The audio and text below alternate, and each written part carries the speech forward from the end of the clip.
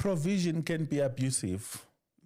Other people can be abusive because they have money. A lot of the time, a life of a man is being made to be based on performance. When you want to kill a man, kill his ego.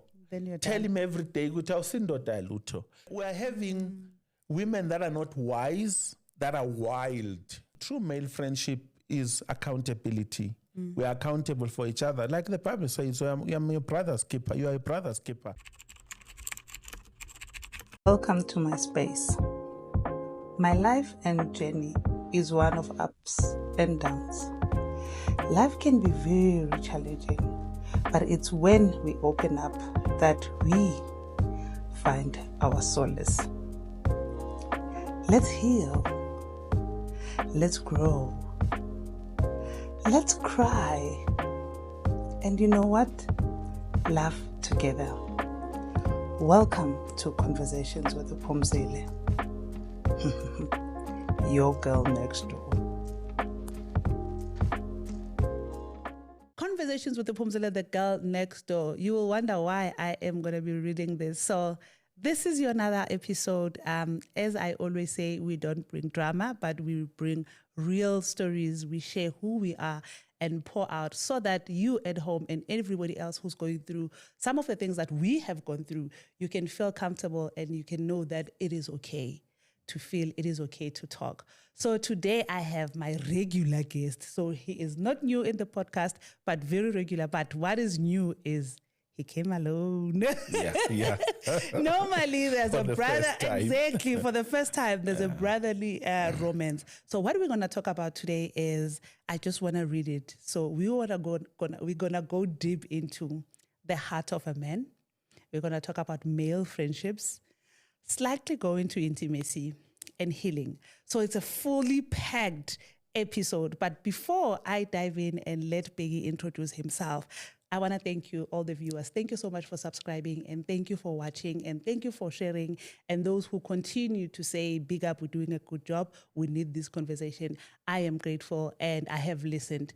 Someone asked me, is it your podcast only for girls because it says the girl next door? And I said no. And that's why I have conversations with other men. So remember. And also now we offer the platform for businesses, for personal branding, writers. If you have a story to tell and you want to use the platform as a marketing tool, we are here for you. You can email us at phumzilephi@thegirlnextdoor.sa or info@thegirlnextdoor.sa. Or you can check our website. We have all the options for you there. We also have merchandise. So it's www.thegirlnextdoorsa.co.za. It's fairly new. So please visit the website. Do me the favor so that I will remember my website, www.thegirlnextdoorsa.co.za. So there we go. There we have it. Bheki! Like me, with so many surnames. But anyway. Like Kamabito. Kamabito and surname. Yeah. But some people maybe have seen you, but some not. So I would like you to just a bit of introduction of who you are so that they can know the background. Okay. To everyone, the viewers at home, wherever people would be watching, listening to us, my name is Bheki. I go by Bheki. In fact, the name my mother gave me was Mbegeni. There's a story behind it I'm going to tell you someday, or maybe before the end of this episode, but I was given Begeni, and when I went to take my ID, and then for some reason, Begeni did not feature there, then I became Bheki. Too long. Yeah, and then, surname I'm currently using is Nkosi. But I'm not born Nkosi, I'm born Lukhele. I'm Swati. I'm born Lukhele, and people see me on Facebook, Lukhele, Mukwena, and all Mazibuga and all that. There's a history behind all that.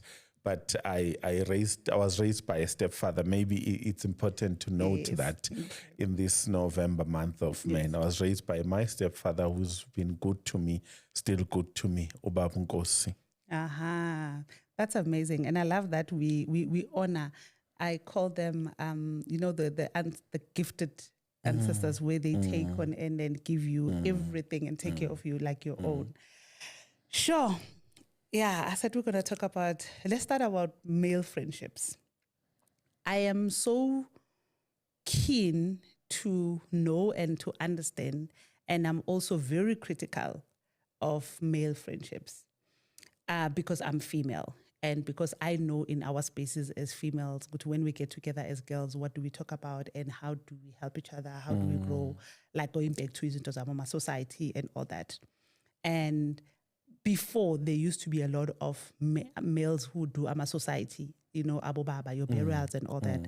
I'm not sure where we are now, but you have a very beautiful friendship with your friend.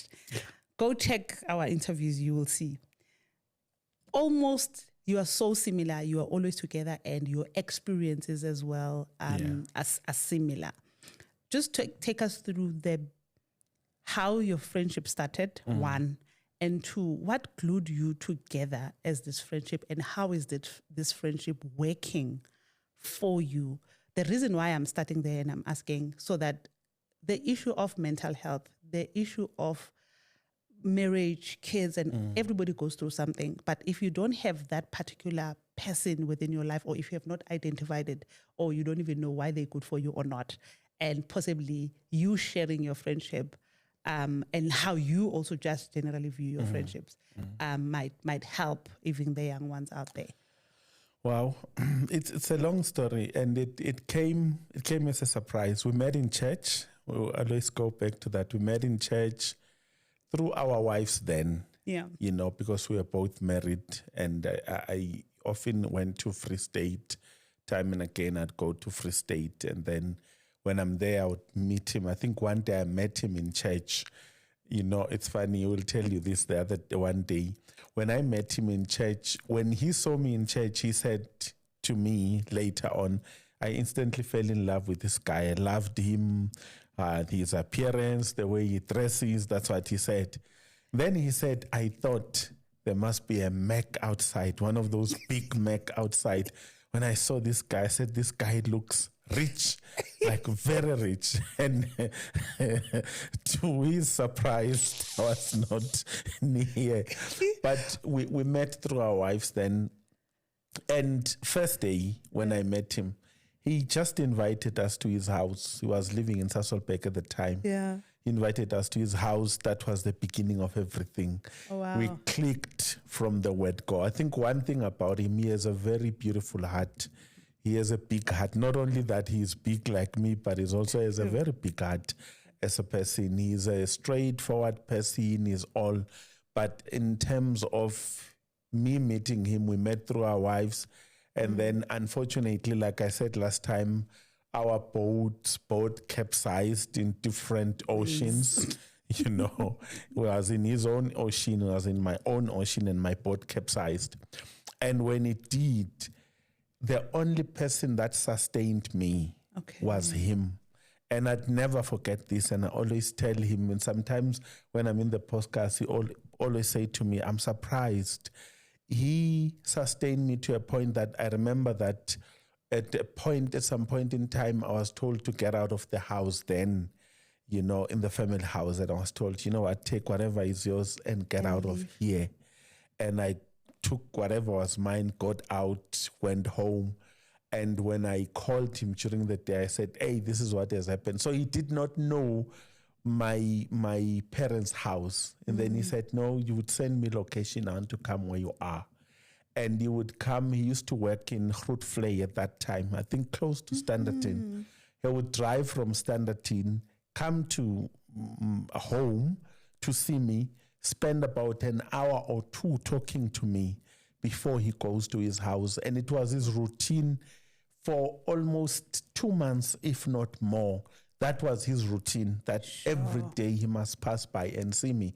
And at the time when it happened, I was really a mess. And I always look back and I said, you know what, I thank God and the ancestors because they made us meet. We met through people that we later divorced for some reason. but our friendship remains stronger to this day. So he would come check on me, and every day check on me, weekends check on me, telephonically check on me. And I would cry, I think we bonded a lot because I would cry literally. This is the only man I would cry in front of and cry tears in front of him. And like a child, I would weep like a child. And his heart would be so broken. He would be so angry about how things have turned out. So that's how our friendship was solidified. And prior to that, he worked. So I had, my work was a bit flexible. So when I go to work, I would pick up my kids and say to him, I will pick up your kids as well. So that I drop them to school because you leave early and I leave a bit later. So I would drop his kids at school, fetch them, drop them home. If there's no one home, I would drive them to my house and then they would stay there. He would come from work and fetch them. So our lives were like that. So even our children, they knew each other like that. So even the children, whenever he goes somewhere, I remember one time he was going to a very important function at work and there was a function for the kids. And then he was saying, I don't know what to do. I said, I'm there. Just give me the tickets, give me everything. I'm going to go play daddy there. And I went play daddy there. I think it was that powder thing that the children do. Forgot it, the color, living in color. And I was there and I was pink and red and whatnot. And so even his children, they know me. I could, at any time, they can call me and said, I need to be picked up because they know. So that's how our friendship, it became very strong to this day. To this day, yes. To this day, to a point that I haven't had a car for a very long time, but I don't feel it. When I need to go somewhere, he would say, there. You should have called me. I would have picked you. I would have driven you. I would have done all sort of things. So that's how our friendship has always been. Sure. In this time where mental health is very rife, talking about the friendship like that, what is so important to make sure that friendship like these don't end up, zingabi khona? What is important to you to have somebody like that? And then what can other men maybe learn from this type of friendship? Because you said you were a mess and you were able to cry in front of this man. Other men don't want to share their problems. Other men don't want to show their vulnerability to other men because when we snide or whatever the case might be. What's your take on men's friendship? Very important. Genuine friendship. I think the challenge is that people are not genuine, with each other. And frank. Genuine and frank, it helps if someone is frank with you. I'm frank with him and he's frank with me, and he said, no, but now what you did here was a lot of nonsense. And he would tell me to say, no, but what you did. And I would tell him, I said, you know what you did? You're not supposed to do that. You are not supposed. I'm not afraid to tell him off. So would you say that's a role of friendship, where you hold each other accountable? You have to hold me accountable. And while we're still at that, I cannot be abusing my wife or my girlfriend or my partner, and I'm still your friend, or you're still my friend. Just to account something that happened that I was told about, and that disturbed me a great deal. And the first person I called was him. And I said, I cannot associate with anyone that does that to their wives or to their girlfriend. It was someone from far from us. But when I heard it, I was disturbed for weeks. And I said to him, I can't. And I'm not just getting on my high horse and anything like that, but I need to confront and say, you know what? You cannot be my friend if you do that. And you cannot be even be my circle. You can't be in my circle. So friendship, true male friendship is accountability. We are accountable for each other. Like the Bible says, I'm your brother's keeper. You are a brother's keeper. You need to know where your brother is. And it cannot happen, Pumzile, that Utebza can abuse you. And I'm his friend and I don't know. And then keep quiet. Yeah, and keep quiet, because somehow what he does, it will always come out. When people are in their relaxed state, who they are comes out. True. So you would see good no man. But I think this one is abusive. Yeah. And we need to confront each other. So I think the genuine part, the frank part about it, it's very important, because I need to, as men, we are naughty. I mean, also that must not be. You know, I cannot sit here and say, no, we are we are naughty. Yeah. You know, the shenanigans that we get up to. Yeah. And in those shenanigans, we still call each other off to say, but now, don't do that. So you can't do 1, 2, 3 like that. Yes. And the naughty part that I'm talking about, so that maybe our children, my son watched the podcast, are not confused. You know, when you are a group of men, there are things that you do, you admire. Some things you admire women from the distance. Yeah. Oh, look at that one. Look. But it ends there, So this is us. And then there are certain things that you, as a man, there's a certain line that you must not cross. And that you must never cross. And that's why these friendships are important, because then, let's say it happens as a man, you skip it. You know, you have somebody who can immediately call you in order. Yes. So because our time is not enough today, I also want to talk about what are the hardest things that men find difficult to talk about and share about if you don't have that best friend in general, or like some men who it's hard for them to be vulnerable even to their partners or their parents or anybody else. What are most difficult things that men struggle to talk about? Finances. Okay. Finances. Men struggle with money. And money is the most important part of men, of their livelihood. So for a man, I don't know whether everyone understands this. For a man, being a man is being able to provide, is being able to provision for us as men is not something that we think about. It's not something that it comes natural. Mm-hmm. If I can't do it, then I feel less of who I am. It's something that is innate. Mm-hmm. It's in us to want to provide. Protecting is something else, but provision is the first thing that comes. As a result, that's why sometimes a man can't be able to help Pupumzile, and help another woman somewhere and help another, and sometimes that help is not in terms of because I'm expecting sexual favors. It's just because it's the nature of a man who does not want to see anyone struggle. It's an innate thing. So when a man cannot provide, when a man has financial problems, a lot of his surroundings and his life suffers. A lot of things around him just do not make sense. Mm-hmm. So for men, it's finances. If you ask men what they are worried about money. They are worried about the next meal. They are worried about how am I going to provide, how am I going to make sure that my children are taken care of and my family is taken care of.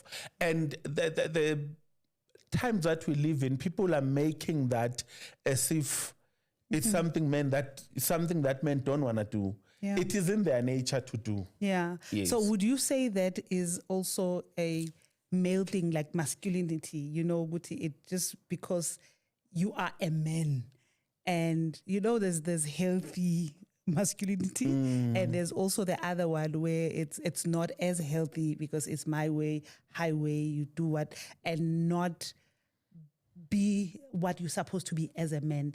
There was a point whereby you spoke in a previous podcast beautifully so about our roles, a woman's role and a man's role, and why these two must always know each other's roles so that they can have a harmonious life.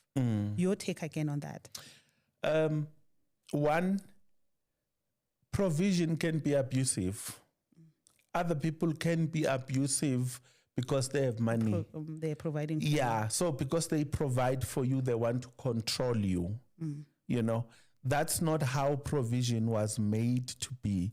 Provision was made, in fact, provision is something else. Those who believe in God, they will say that provision is like a man taking a place of being God himself, who sees a need in someone and want to provide and don't want to go around and tell people that if it's because I bought those.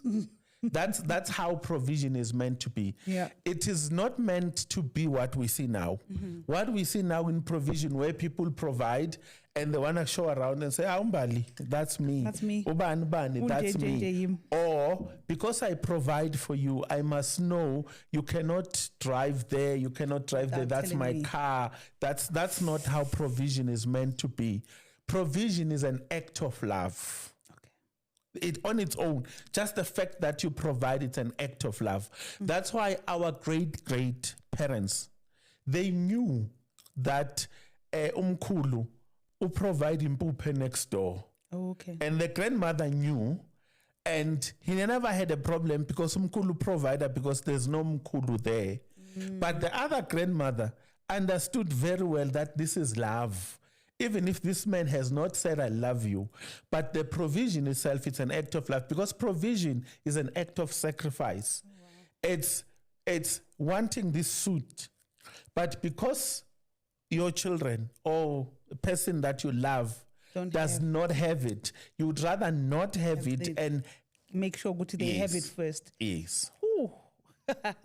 And then what do you think are the societal expectation of men now? There's this, a man must. Societal expectations, they monetize everything. And provision is also not about money. As much as I said, men worry about money, but it's not the money itself that they worry about. It's not being able to or provide and do. Yeah. So what society is saying to men, society is reducing men to money and nothing else. Society is reducing men to having or not having money. And if you do not have money, you belong to a certain category. And in that category, people look down upon you and say, you can't do 1, 2, 3. You know, so what God made, or nature itself made things to be, is that we supposed to provide, and we supposed to show love by what we are doing, you know. But now, and there is no scale. It must be doing this much or that much or that much. There is no scale. That's why when you are making more than Upratebza, and Upratebza can only bring a hamper got 350. That hamper got 350 is the biggest provision that he has brought into that house, because that hamper came from love, that hamper came from hard labor, that hamper came from everything that he has, and he wanted the family to have. Yeah. So now, remember, this westernization of things, that indoda must do that for me, indoda must do that for me, indoda must do that for me, is misplaced. That's number one. Why is it misplaced? It's because it has put our women in a very awkward position where they feel they must emasculate so that they can take a place of a man. And we are from an era where there were queens and kings that were kings and queens, but they never wanted to be men. And they were women. You know, in Africa is full of women who are kings, not queens, kings, who rule men, but they never wanted to be men. They remain feminine because they remain in their role, and their role is as powerful as it is today. Because if you want a man to be a powerful man, you suggest to him.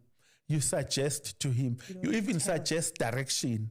You know, and all along he looks at himself and he said, you know how I do things, and you know how you see this house, you see this, and all those things are not because of him, but it's because of the woman that is wise. So we are having women that are not wise, that are wild. Oh, yes, wisdom is gone, but people are wild. And when they speak, they're not speaking wisdom. They're not speaking kingship into him. They're not speaking him and making up to be a man. They're not crowning him. And when you are not crowning him, you are making him a monster. Sure. And when you're making him a monster, the day he becomes a monster, it's not that day. It started long ago because you've been building it up. Ooh. And the same applies how we do as men. When you put your woman down, you talk about things. The day that she starts showing you flames, and then people are saying, but what's wrong with this one? But it's been words that have been spoken. Yeah, that's deep. You post a lot as well about, or you are vocal about family life, that we need to really showcase and this whole, I'm a single mother, this, like the family unit, that it's still so important. And we see it now. But if abantu bahlukene, abanye balene, all that, then kuphakanyiswa this single life, me and my kids, but not the family unit. What is that for you? Where are you in your family unit that got to a place whereby you're like, this, as much as I'm divorced or I've been out of marriage before, but I still believe in family, and these are the reasons why. Wow. I think you know me too well. That's the problem. Family is something that's very close to my heart. I think one of the reasons why I broke down when I went through my divorce was that something that I've always wanted so much is eluding me, And I think of late when I posted, I was in a mall with a friend and a colleague. It was around afternoon, and I said to him, I'm worried where it check us hyper. I said, why? I said, look at that beautiful young woman, 2 children. He's trying to carry them. He's trying to pull them. He's trying to do that. And I said to him, where is the man? Where is the partner? Where is the partner? What happened to him? I said to him, my heart cries. This is not supposed to be like this. It's not supposed to be like that. Because family is the backbone of society. Once families are broken, society is broken. Sure. So if we want to build society, let's build families first. So now that healthy family, because sometimes it's not healthy. Healthy families. And we cannot just sit together and stay together and say we are a family when we are broken, because we are building another society that believes that you can't be broken as long as you are together. Because sitting together does not mean we are together. No, I think that's why I'm emphasizing on healthy. If it's not healthy, guys, don't do it. I love family. It's a personal thing for me. I know. It's really personal for me. I love family. I love kids. I love family.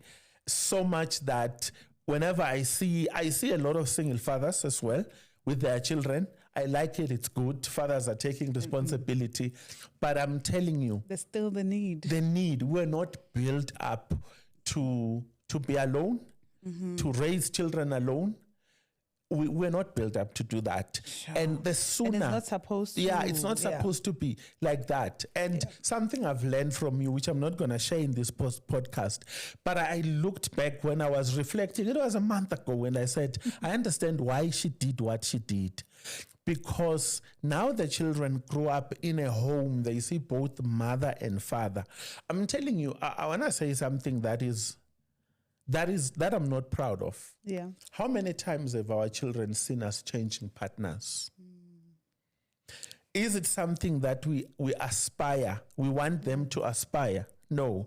Is it something that we want them to look at us tomorrow and say, Mosa can change a partner and then take another one?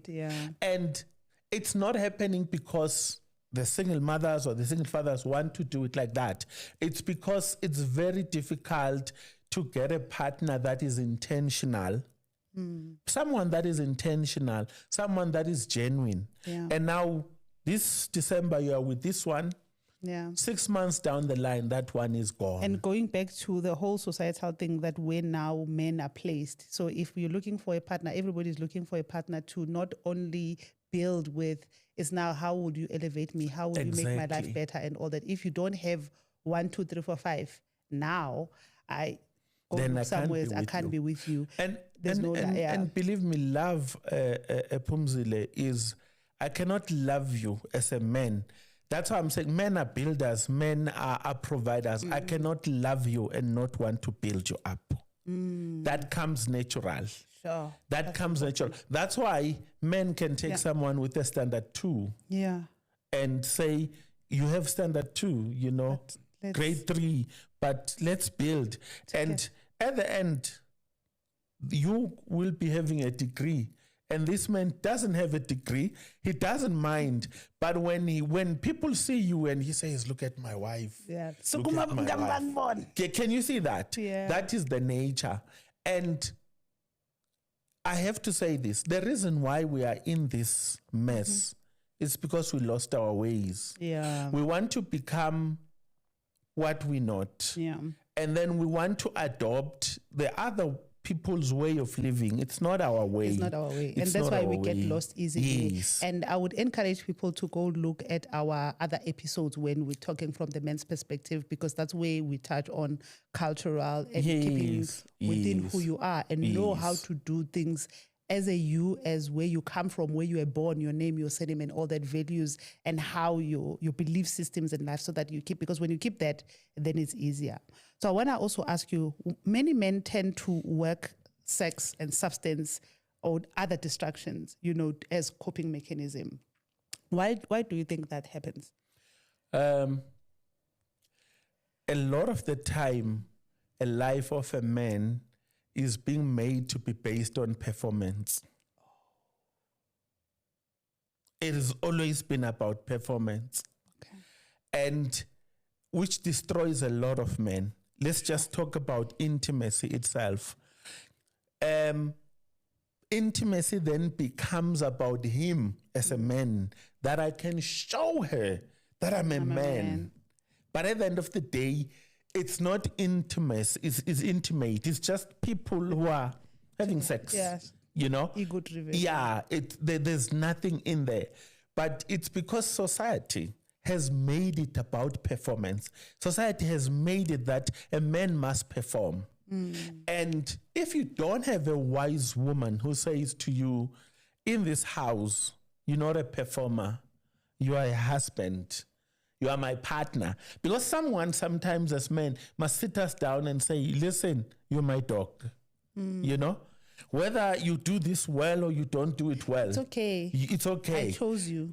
I chose you. Let's work this together. Because sex, intimacy, and all other things, it's not it's not a community thing. Yeah. Now people have tended to make it a community thing. What works for those doesn't work for us. Yeah. In this house, what is it that we want to do? Yes. What is it in this house that will work for us? But now I think social media has killed a lot of relationships because people are hearing, you know, I wish we can stop. Everyone is an expect. Everyone is an expect. Yes. That's a problem. Yeah. You know, and people are experts, and people are saying, if your man is not doing that, if he's not making your legs shake, you must know you are not. Now, do you see that? If your man is not what, if your woman is not what. And here you are, the first time and all that, your legs are not shaking. Yeah. Like, Then you said, no, hey, then I'm having trouble. But some of these things, the intimacy, it's not about performance. Yeah. We must also remember it's an act of love. True. And how we choose to love. We love differently. And then drugs. Yeah. A lot of men are still, it's about performance. They feel I have to perform to a certain level. So men are pressured. So I need to have something else that can help me. Yeah. It's the pressure. Yeah. So that's why men are coping with alcohol. It's alcohol every weekend. It's alcohol, and men must not blame me. I don't have issues with alcohol, but it shouldn't. If it's not for just that fun and casual drink, if it's to suppress our other emotions you don't want to talk about, or is to showcase good, I can drink as much and all that, or I have the money. If it's for all the other reasons, then then it becomes wrong. You know, there was a group of men from Val, and maybe one day the podcast will go to them. They used to do something I used to like. We used to go there. One of them was owning a car wash. One of them was owning was a mechanic, and then the other one was owning a car dealership. Okay. So, I mean, these guys were educated. Some were doctors, music can tell you. Yeah. And we used to have this thing every weekend. Okay. And when we get there every weekend, okay, there'll be a bit of alcohol there and there. But what these men would talk about. Ooh. And I would always say, yeah, as an iron sharpens an iron. We'd talk about deals. We'd talk about, because you have a dealership, when I need a car, I'm going to come to you. Because you have this. It was a building each other, meeting to build each other and realize what, there's no ego. When I come there, I'm going to show you what I have. But it's like, how can we collaborate and share what we have? So this is where we must move to. But I think men should stop listening to people that have no interest, because I cannot listen to you, Pumzile, if your interest is for you. You are raising my ego, but there's no substance, in it. You know, that's why you have men with a lot of money, but they don't have class. Nothing whatsoever. Yeah, you can buy nice clothes, but class is gone. Yeah, and then my time it's. Yeah, I know I'm late. Well, I'm going to kill you. And you will say time flies when we're having fun. When was maybe if you can share your personal experience or observe a moment where your vulnerability lended you to genuine healing? Because I know you do talk about the divorce and the kids, and I know it's still something that still pains you. Yes. But I think you are better now. You are at a space He healed you I am. and moved on. Yeah. But the moment when you realize, like, okay, I am better, personal experience to say, okay, it's gone, I'm done, I'm here. Okay. It's very funny we're talking about it, Nomuzi. Yeah. And I think we're talking about it with you over this week. When we started this podcast, when we started talking, that's when I was started not there healing. In the moment. Okay. That's when I started healing. You know, I remember the first time when you said, no, I want you to come and speak. You wanted me to come alone. And I said, no, I don't want to come. Let me have a music. But I'm telling you, the first podcast when we started speaking and I started listening to myself, I healed. And consequently at that time, there happened to be a project that I was involved in. And so I would, at work, and I would go and I would speak. I would speak to men, I would speak to boys. I think the more I spoke, the more I got healed. And when you say spoke, the more you opened up with all your pain points and where you've been and where you are. Sure, Bheki. And the more I saw my shortfalls, the more I also admitted my mistakes, that I was no angel. I was no innocent bystander in my marriage crumbling. I had a part that I played. And in hindsight, when I looked at it, I said, I could have done that one better. And I always listen to this one song, Dolly Parton, my mistakes are not worse than yours. It talks about you just because I'm a woman. When you look at me, don't feel sorry for yourself. So you go back and you look at yourself, and also you want to build yourself up as a person. True. You don't want to go back to what hurt you and what you did. And then become what hurt you instead of moving forward and being better. So talking healed me. And not only talking on the podcast, but in general, preaching as well. I preach, I talk, do public speaking. Yeah. So it healed me, because when I stood there, I started doing reflection through a number of things, through prayer, through I remember, people will say I'm hyping you. Yeah. I remember we attended a meditation at your house. Oh, yes. And that day, even Muzi did not know I was crumbling. I was something else. And when we went there, and then we did those exercises, the breathing when I left. Ooh. You know, so I started healing, and healing happens in a different ways. You must always do what? You must always go out there, be with like-minded people and whatnot. Just like you, yes, so that you can get better. Yes. So I love that. So if you can like reflect as well and maybe advise going forward to say, if we can reimagine how men connect, love and heal, what would that world look like if, you know, men can just take accountability and go back to say, oh, okay, what can we do better now going forward? So maybe in that reflect, because I like most of the questions that I have as you're speaking, it is you are answering some of the questions where I wanted to go in terms of the topic at hand.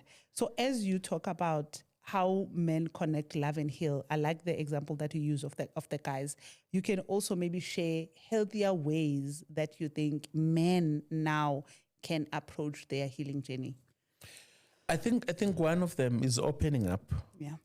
Talk. Men don't talk. Oh, yeah. Men don't talk. I was listening to the recording that you did recently, the Movember one. Yeah. Men don't cry. Yeah. And I was listening to that. It's the truth. Men don't cry. Men don't talk. So healing starts first. Also, the reason why we don't tend to heal is when we don't tend to admit our shortcomings. Oh, yes.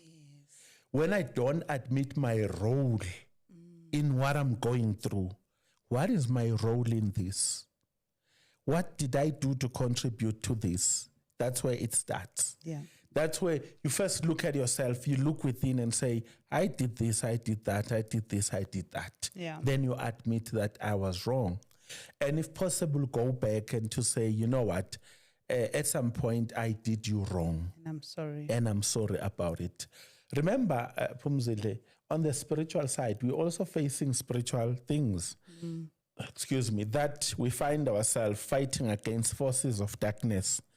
Sometimes forces of darkness, sometimes it's forces that are coming from our families. You know, one would call them curses, generational curses. Yeah. So we need to first do an introspection as men. Where did I go wrong? Yes, I went wrong here. I've hurt someone here. And then we move from that. And when we move from that, we start talking about it. We start owning up and talking to other people to say, you know what, I did this and I did that. And please, because some things, you know, when we did Johari windows, when I was in varsity, and then they said there are 4 sides. Yeah. There's one that you can see, the blind spot that you don't see, what others see about you. There's a last one that I forgot. Yeah. So you sometimes need to go to that Johari windows. What is it that I see about myself? I'm assertive, I'm 1, 2, 3. What is it that people see about me that I don't see about me? And they would tell you, you know what, you are in denial. You are always think you are right, but you're not right. You know, you rush into things. So we need to do that, you know. Yeah. We need to look at that. And then we must start talking as men. It's my wish, and I know this podcast will establish this, forums where men can sit and talk. Comfortably. Sit and talk. Cry if they need to cry together. It's not sissy. It's not gay. It's how we heal. You know, it's not long because ago. Because we're all human. Yes. So every emotion that exists in the world. It's not very long ago when a man parked his nice car and threw himself down the bridge. Nice car, very nice car. Threw himself down the bridge. What is he going through? You may be talking to men. We sometimes get to a point where we think this is beyond repair. This cannot work. You know, when you get to that point, please call me. Yeah. So while you are there, what could we do better maybe as women who maybe can help have a better space for men to open up? Because some will tell you, we do want to talk, we do want to share, I do want to cry. But because of how one as a mother, how you raise me, because I take mothers as wife in the same bracket. As a mother, it was like Tula Ungakali, Hambulwa, Hambozluela, all of those things that we've done to a boy child, that we've taught you to don't come to me, go solve your problem. And then now, as a wife, is like, I need you to come with solutions and all that. So possibly as women, first as mothers, and two, as we go and become wives, because we are the ones, I feel we made you, and I think we are the ones that, again, break us. Yeah. Yes. Be honest with me. Crown me first. You know, men are very simple beings. In a sense that when you want to appeal to a man, our mothers knew how to appeal to them. They would first call him ngesithakazelo. Once you say that to me, then I start to notice you. Start hearing you. What are you saying, woman? Yeah. Oh, you see me. I think in most cases, we don't feel seen. I just felt it from my side, just you saying that. Yes. I can imagine how it feels for you. For a man, we don't feel seen. Yeah. Men want to feel seen and appreciated. Men feel they're not appreciated. The little efforts that he brings to the table needs to be appreciated. I think in this podcast, we spoke a lot about reciprocation. A lot of women do not know how to reciprocate. And because in most cases, men will love you so much that they would give you everything. But when they see that you cannot reciprocate they stop. And when they stop, it's when women says, "Awusangithandi. Kanti I lived it out. And you did not see me. And now that I've stopped, you are now calling me names." So reciprocation, see me. There are women that do not see their men. When you see your man in the morning and you say, "Before you go, I wish you a beautiful day. I know that," speak words into him. I love quoting the Bible because they say that the words that Umama Samson was from the angel. He spoke into Samson. Hence Samson was a mighty man. And if you want to, that's why in isiZulu or ngeSwati, whatever, siyakhulekela. If you want a man to hear you, uqala ukukhulekela usezwa lapho siyakhuleka ekhaya nina bomnisi abogwadlagwadla mnisi wemvula. And then the men start hearing you. He pays attention because you see him, you're speaking to him, you recognize him. A lot of women do not recognize their men. He look at you and he say, Baba wase next door. Ungcono kunawe because of that. Ubaba wangapha ungcono kunawe. First see and speak words to build him up. Speak words to build him up. Our country is struggling with GBV. It's because in the house we've killed each other first before we killed each other physically. I kill Upumzile, and then to a woman step a man. No, it didn't just start. It's because the man has been killing this woman every day, bashing her with words. And when you bash a man's ego, uNkulunkulu gave amadoda enye the ego. When you want to kill a man, kill his ego. Tell him every day, tell him every day, you are nothing, man. You can't tell me anything. Then you are done with that man. You are done with that man. And as a result, he's going to come at 3 a.m. drunk every night. And you must know that you no longer have a man. And to bring that man out, it will take time because once ego is bruised, it goes deep and hide. And it doesn't come back that easy. Goes to such a dark place. You see, that's why you get a man, very rich and all, who goes and stay in a shack. Sure. Because the lady in the shack, Marangena, she sees him. She sees him and he says, "Yo, Lukhele, usufikile. Belinjani langa lakho Lukhele? Nalitiye." And I'm not saying women must do that. We're not living in that era. It's just that understanding. But something that makes me see that my wife see me. Yeah. I guess this is to be continued. I guess so. I think we just leave it and I there. apologize. To be continued. Conversations with the Poopsin and the girl next door. Actually, then, guys, to be continued. This conversation is not over. Thank you for joining me today. I enjoyed it. Thank you. I enjoyed it.